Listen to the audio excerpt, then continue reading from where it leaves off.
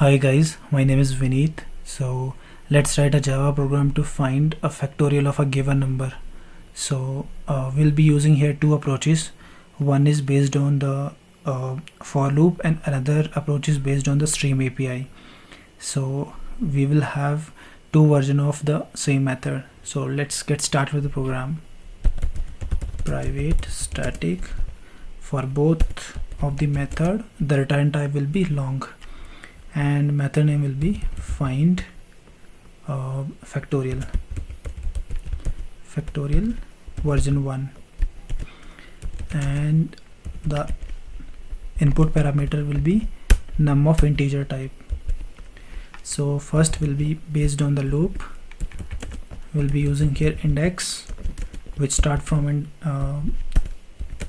value 1, and index will iterate till index value will not become num. On each iteration, index value will be increased by 1. So now we will be multiplying index value with the factorial value. So let's declare another variable, that is factorial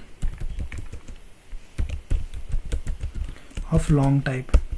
The initial value of factorial will be 1. So as we have declared factorial value will 1, so we'll start index from 2. So let's multiply now.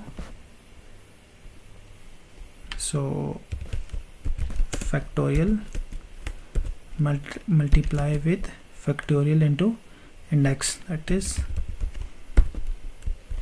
so you can see on each iteration index value will be multiplied with factorial value and store that value into the same factorial variable.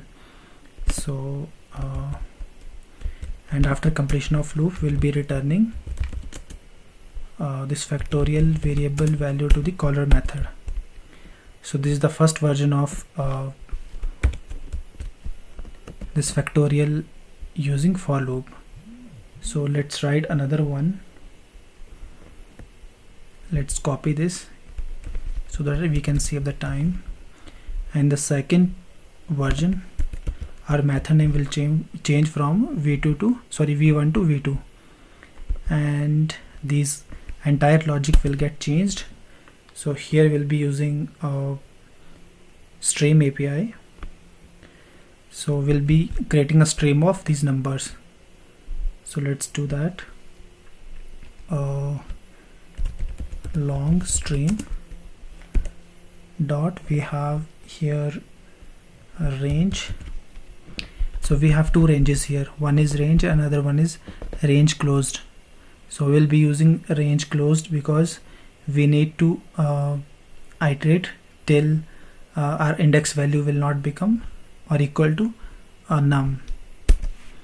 So the start inclusive will be 1 and end inclusive will be num. So it will create a range of numbers from 1 to num. So let's say if num value is 5, so it will create the range of stream of numbers from 1 to 5 like this. So that's why we are passing that our start should be start from 1 till number value. So if number value is 5, it will create a stream of numbers from 1 to 5. So now we have another method here, that is reduce. Reduce will tell from where in first iteration from where your number should start. So we'll say it should start from 1, and we'll be using here lambda expression. So the first value will be a. This variable name you can give anything, and another one is also long type and value will be b. So we'll be multiplying these two both values,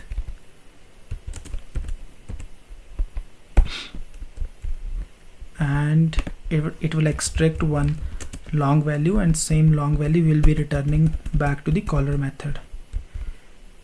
So this is the one line solution. And Now let's create main method, which will be actually calling both of the method here.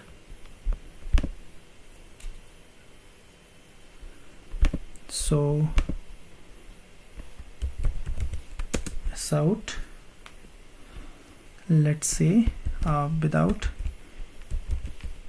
with loop, and let's pass factorial number dot find factorial version 1. Let's pass 5 and let's call it again for the version 2, and the value will be same 5. It will be with stream.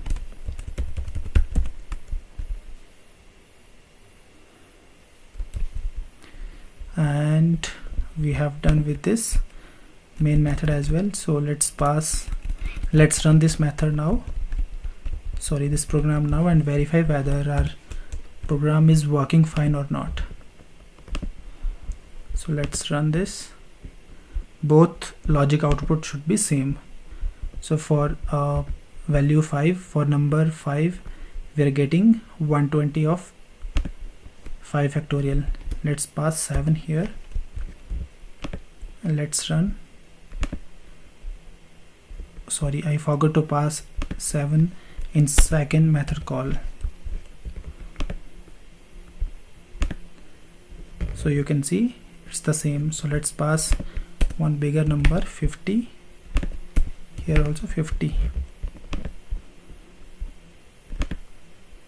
So this is working fine, but it's a very huge number. Let's reduce this to 20.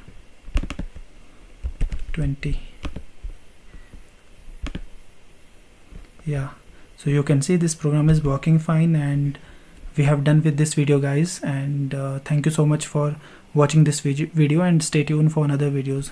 Thank you.